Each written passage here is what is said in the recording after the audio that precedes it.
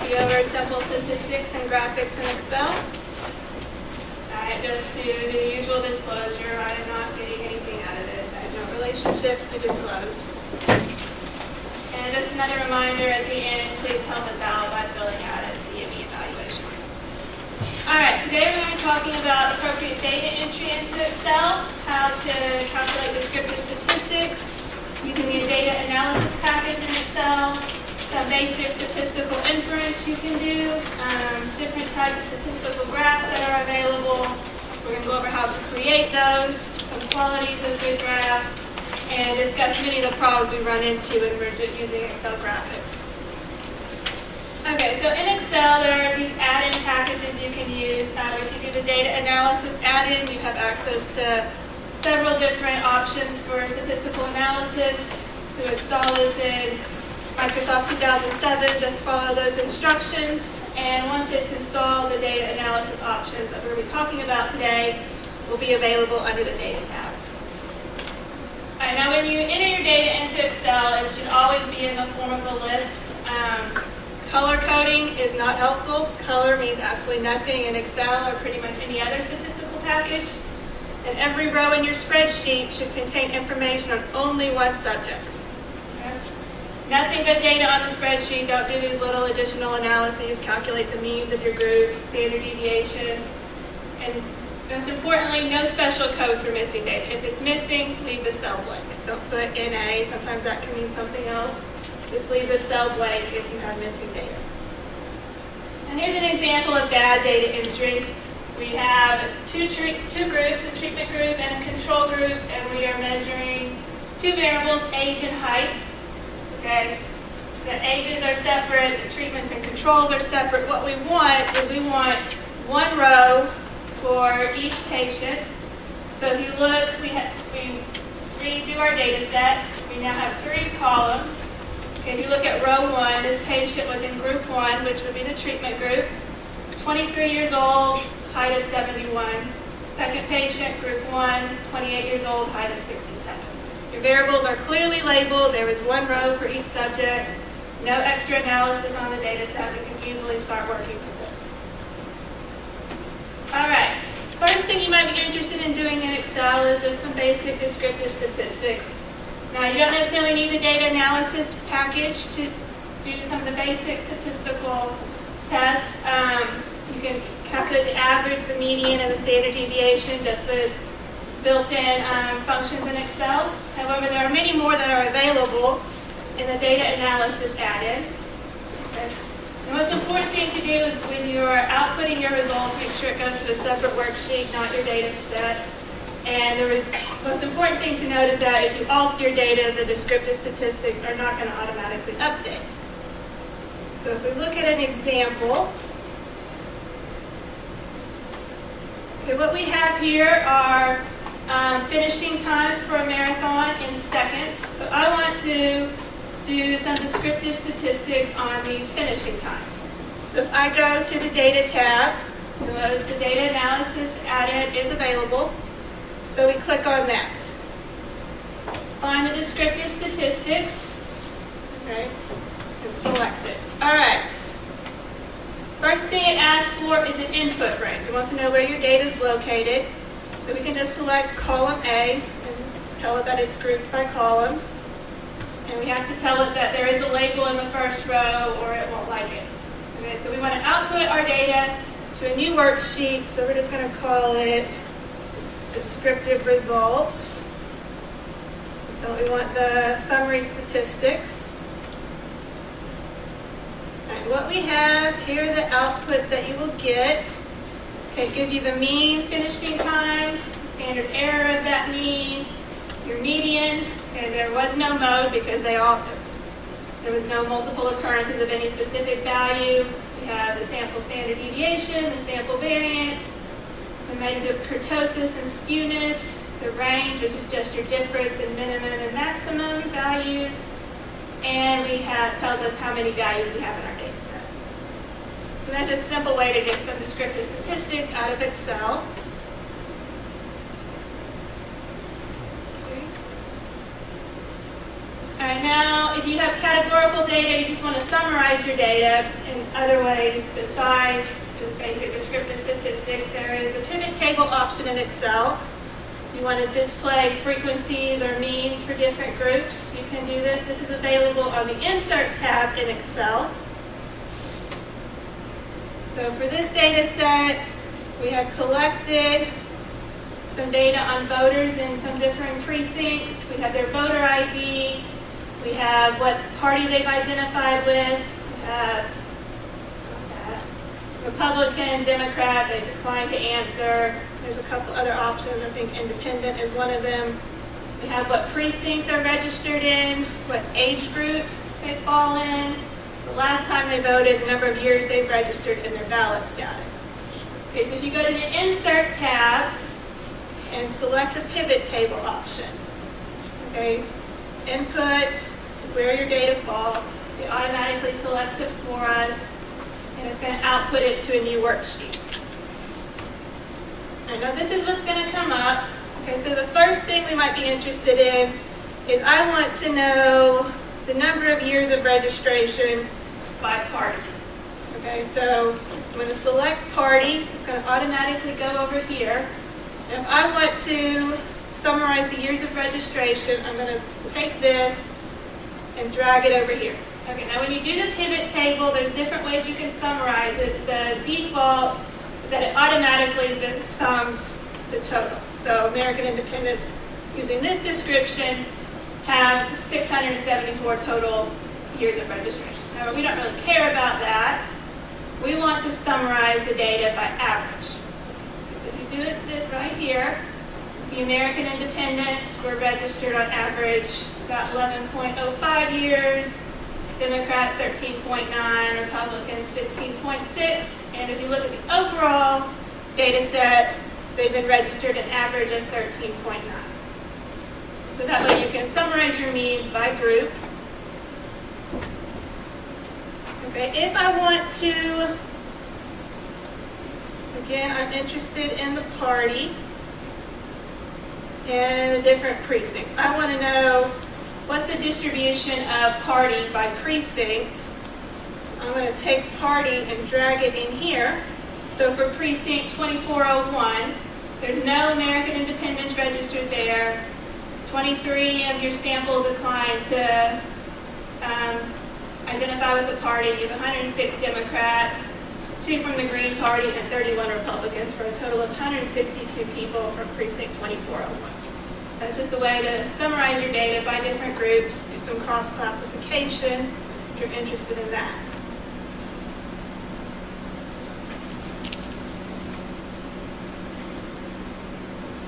You can also do correlation. This is available either as a default function in Excel or through the data analysis add-in package.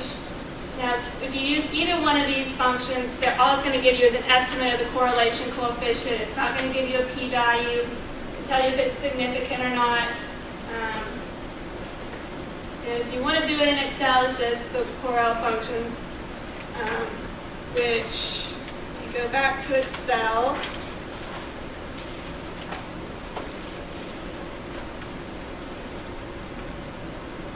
If I just want to use the correlation function, okay, that's not it.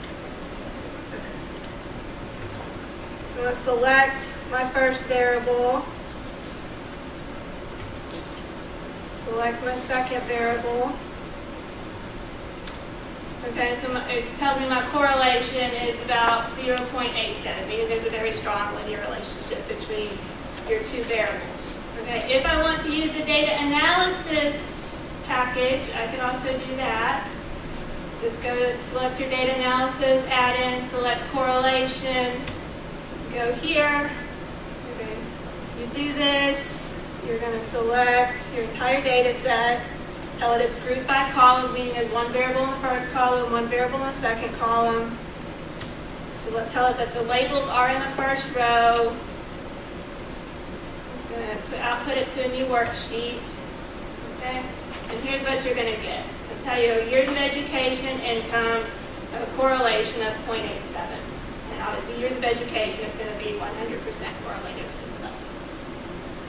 Okay, that's all you can get from correlation. If you're interested in knowing a p-value, if it's significantly different from 0, Excel will not give you that.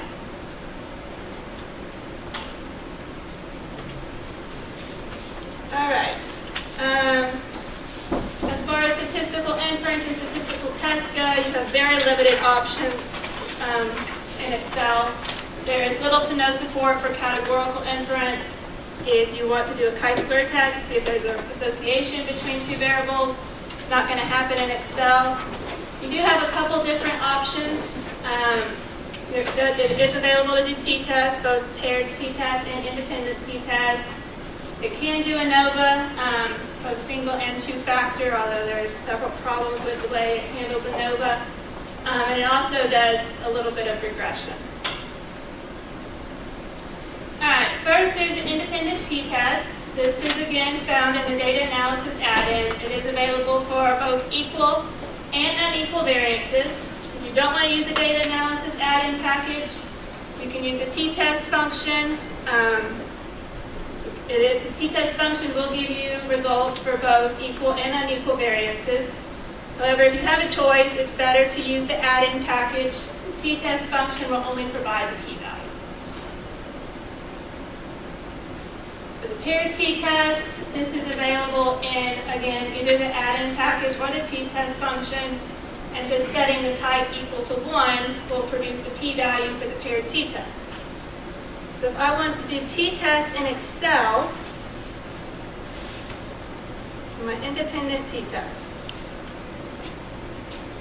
All right. I want to do the data analysis add-in. Okay, the first thing you would want to check for an independent t-test is that the variances in your group are equal. So I want to do the f-test to sample for variances. So I want to test that. Okay. You input your data from group 1. So my males, I'm going to do that. And then I'm going to input my variable, my data from group 2, which is going to be all of my females. Okay, so I have not put any labels in. I'm testing at a significance level of 0.05. Okay, now here's the output for the test for variances. It gives you the mean for your groups, it gives you the variance for your group, it tells you how many observations you have in each group. Okay, here's your test statistic for testing the equality of the variances, and here's your p-value. A p-value greater than 0.05 would indicate that our variances are equal, and we could proceed with the independent t-test for equal variances.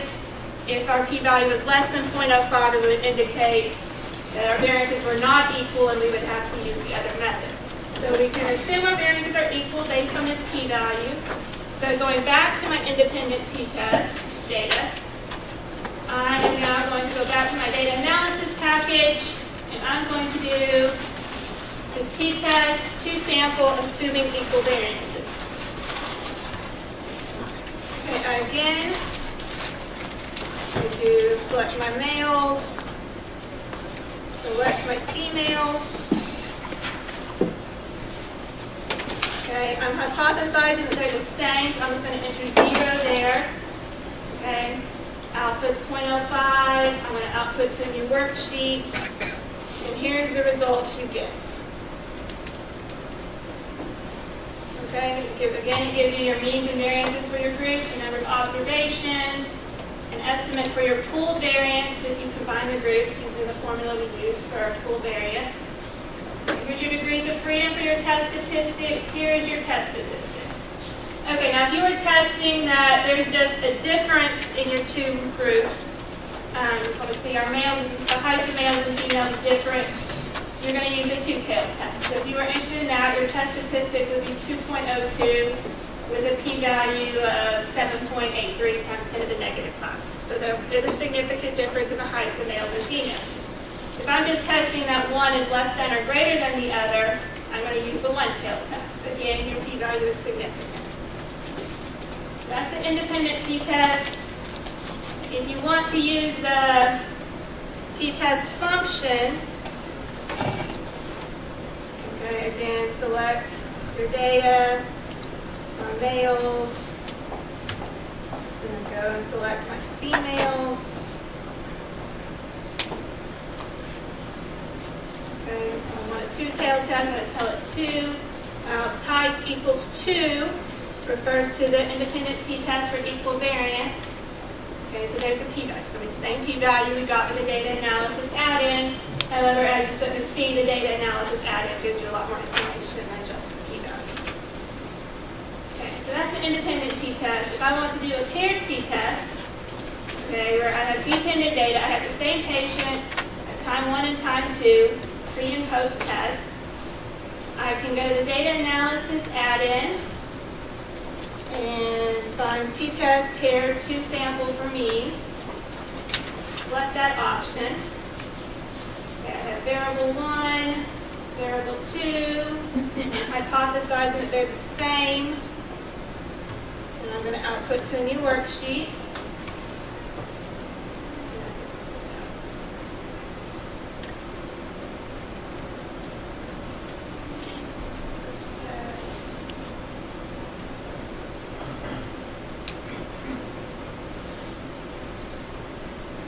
Okay, so here's what you get.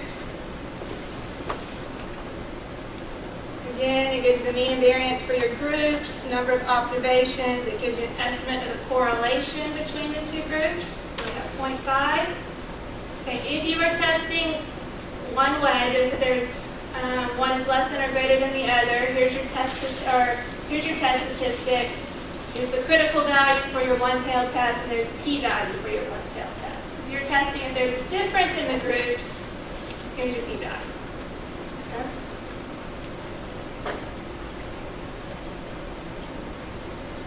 All right, another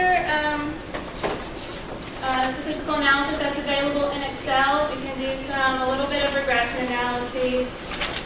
It does produce several statistics. It gives you your R-squared, which you can use to help determine model fit. Your ANOVA table just to tell us if any of your coefficients are significantly different from 0.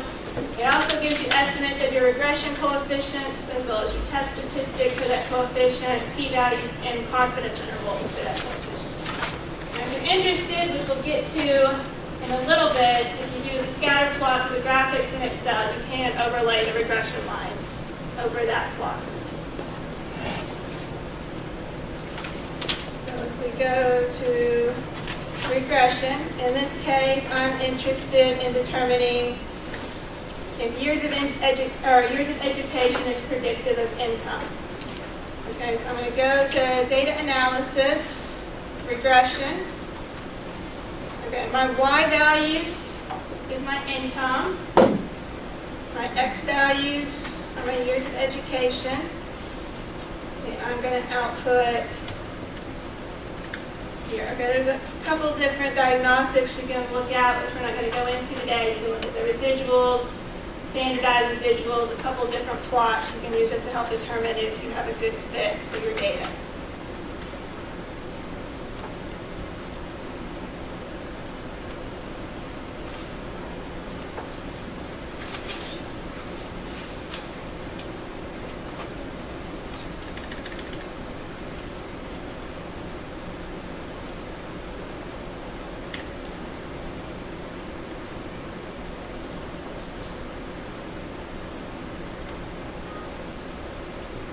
Okay, here's what you're going to get. You have your R-squared. This tells you how much of the variability in your data is accounted for by your model. So about 76% of the variability is accounted for. We have the multiple R up here. If you'll notice, this is the same value as we got with the correlation. You have your standard error, so the total number of observations. It gives you your ANOVA table, which tells you that you do have a significant beta is significantly different from 0. Now what you're probably most interested in is this regression table right here. Okay, this x variable 1, this is our years of education. So if you input, so the estimated coefficient for your regression model is about 5833.3. Standard error, that estimate is about 1170. Okay, your test statistic, determine the significance of that coefficient. It's 4.99 with a p-value of 0.001. So you could conclude that years of education was significant in predicting average yearly income. If you want confidence intervals for your coefficients, you can get them right there.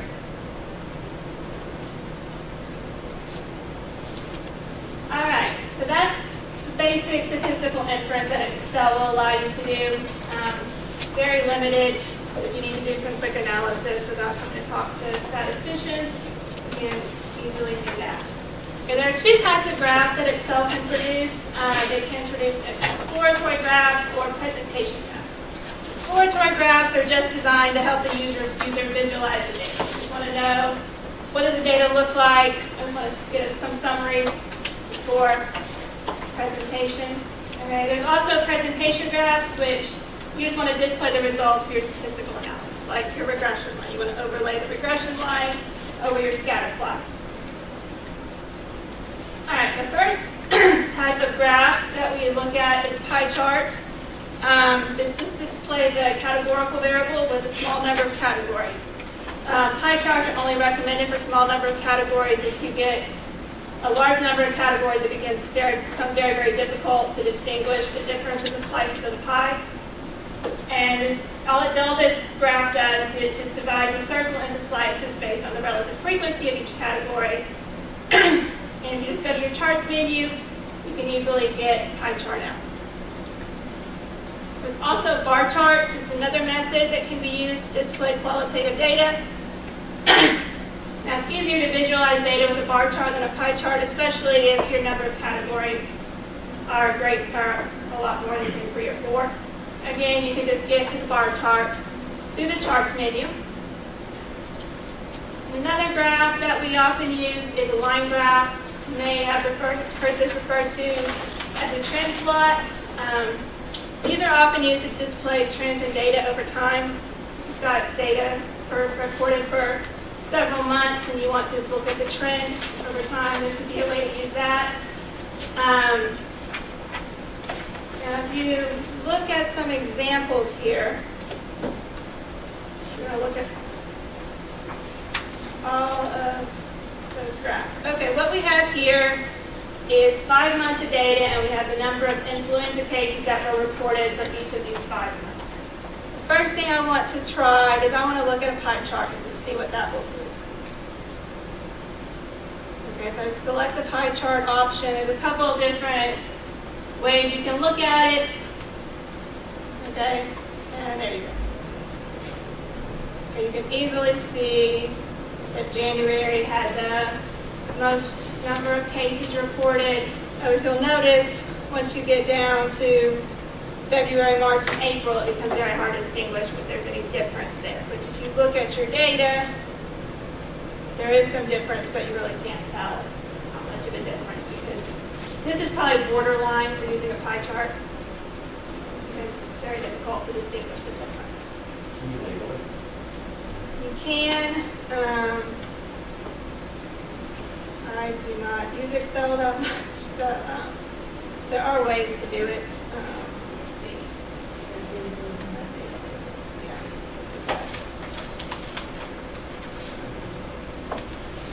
So, there's a bunch of different options you can do. If you want, you can. If you want to separate your slices of the pie, you can look at this pie explosion option. Okay. And that splits up your pies so you can look at the individual pieces. You could also do a bar chart. Just select column, 2D column, and that. Influenza cases for January, December, January, February, March, and April. And so you notice it's a little bit easier to distinguish differences for here than it was for the pie chart. Now there's different things you can do. Different layouts you can use. If you want to add some axes, you can do that. If you don't like this legend, you can just delete it. you don't like the grid lines, there are ways to remove that. There's lots of different ways you can format your chart to make it what you would like. Okay, so that's the bar graph. If I want to do a pie chart, or not a pie chart, line graph, here's what I have. Okay, you can easily see that it starts off high in December, peaks in January, then you have a plummet in cases through February, and for the most part, it stays constant through February, March, and April. Now, if you want to add points to these points so they're more easily distinguishable, you can select the marker options, select built-in. There's a bunch of different points you can add to your graph just to make the months more distinguishable. And you can do that. Okay. Just a very simple way to just look at the trend in your data over time if you have time data that you're measuring.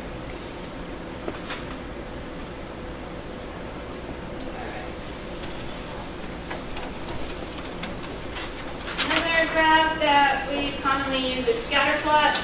This is a way to graphically view pairs of measurements on two variables. If you remember back to the example we just did for regression, we had gathered data for each subject on years of education and amount of income. Okay, so if I want to plot pairs, I can do that for each person. Again, it's an option in the chart section. Okay, this also does some very basic regression analysis. You can overlay the fitted regression line on top of your scatter plot using these directions right here. We'll see. Okay, so if I go back to my regression data,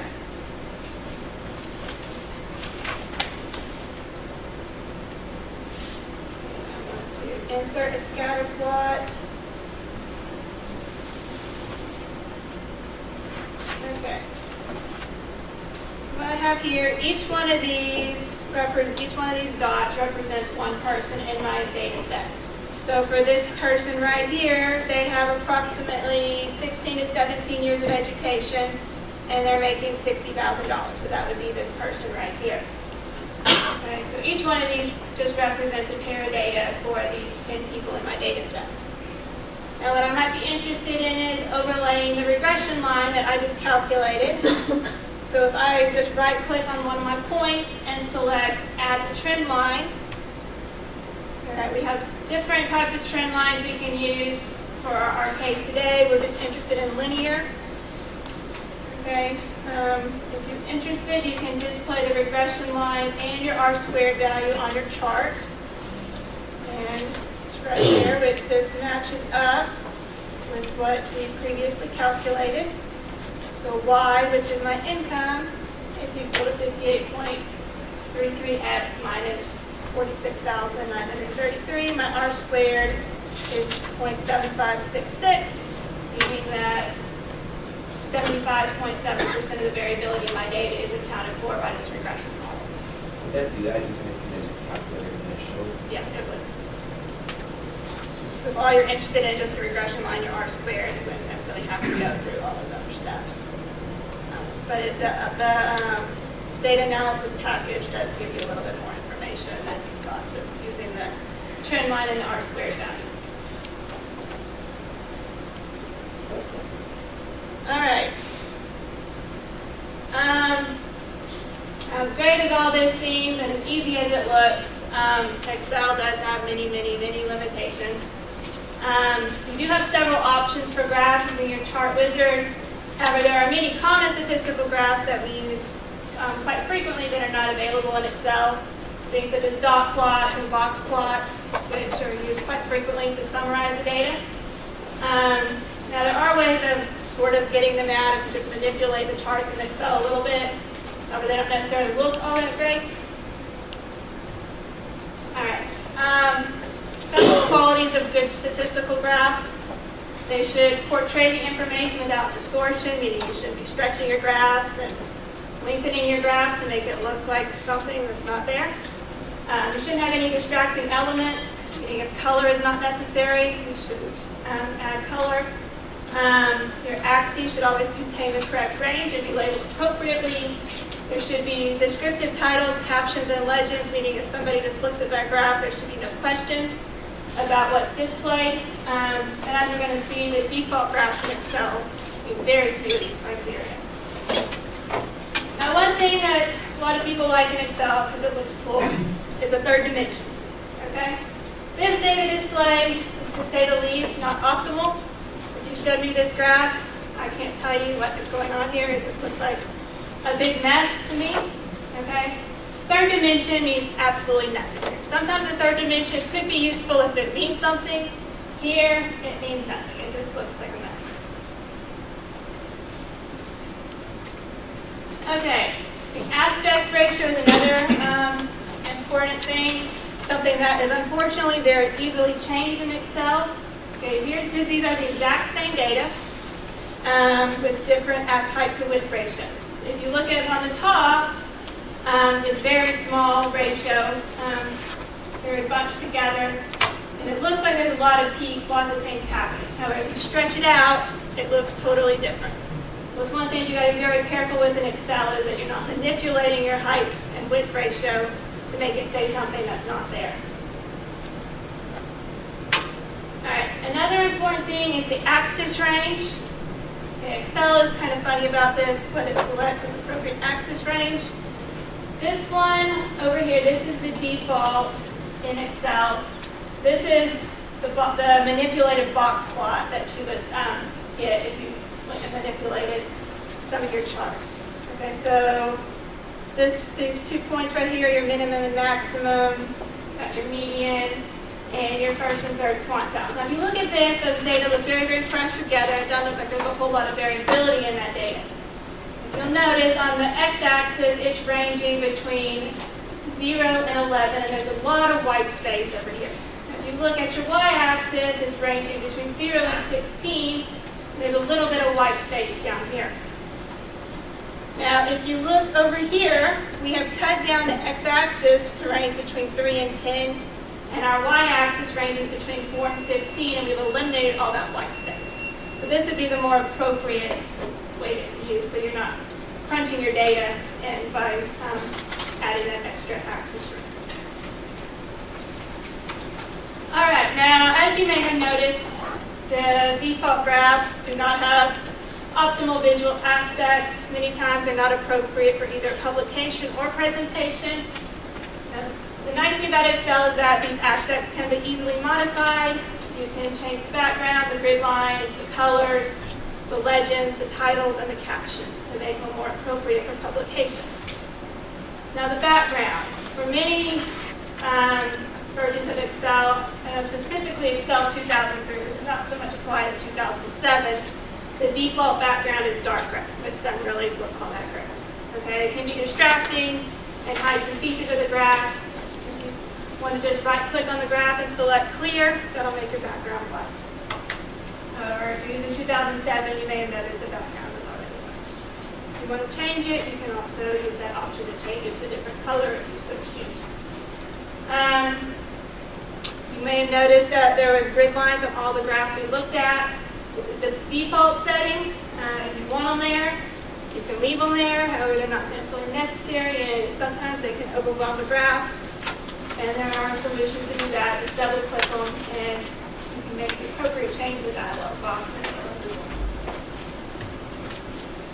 Now, colors, the default colors are not always appropriate. Don't always look that great. Before you select colors, you need to think carefully about what the colors can add to the graph. If the colors don't add anything to the graph, you don't, or maybe shouldn't use them, just do a black and white graph. However, if you want to change the colors, just go to the Tools option and select the colors that you want. All right, another thing Excel does very well is it can produce legends. If you are plotting different series, for example, you've got two different line graphs, two different trends on a graph, you may want to use a legend, and you should use a legend. Now the default locations are all outside of the main plot area. The optimal thing is to place it inside the plot area. It's very easy just to drag the legend to where you would want. Okay, now, an important thing about statistical graphs is they should always have titles and axis labels. Okay, as I said before, I should be able to look at your graph and tell exactly what it's measuring. Now, Excel does not automatically add these. However, if you go to the layout option in the chart menu, you can add those, and I recommend you do. All right, so in conclusion, statistical inference in Excel can be very useful. However, just because it's very useful does not mean I recommend it. You should use extreme caution when you are doing any statistical analysis in Excel. For larger data sets, Excel has been proven to have numerical instability and does not always do the calculations appropriately. It offers several of the tests that are available in Excel. It does not handle missing data appropriately. So for small data sets, when you don't have any missing data, it can work great if you just want some simple tests. But for anything bigger than that, I do not recommend its use. As far as statistical graphics go, Excel does have several good graphic utilities. The nice thing about it is you don't really have to have any statistical training to be able to use it. However, for all those reasons that we discussed, you should use the graphs produced by Excel with extreme caution. Don't manipulate your height and width ratio to make it say something it's not. Don't go crazy on the colors or the third dimensions. All right. If you have a big data set, we recommend you use our biostatistics consulting service. We'll be more than happy to help you out with that. If you have drop-in consulting questions, here's our drop-in hours. Are there any questions? Can you show us how you superimpose line graphs with, on the left axis, something different than on the right axis, but superimposing it? I'm not sure. Talking about the scatter plot? Yeah, so for example, if you had income on the left and had Years of education. Here's education. Something, Just flipped them? yeah, and superimposing, so you'd expect a correlation of income and education, but two different lines, and how do you add that? That other dimension on the right, the educational payment, and 0 to 12 grade level. No idea. Because the trend line, it assumes that the x-axis is your predictor and your the y-axis is your outcome. I'm sure there's some way to do it. I have no idea.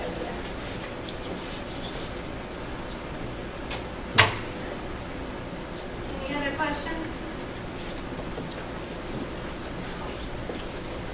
I saw the table number. Yes. Did I miss that? Yes, I did talk about that. You want me to go over that again? No, not if you did. I'll catch up.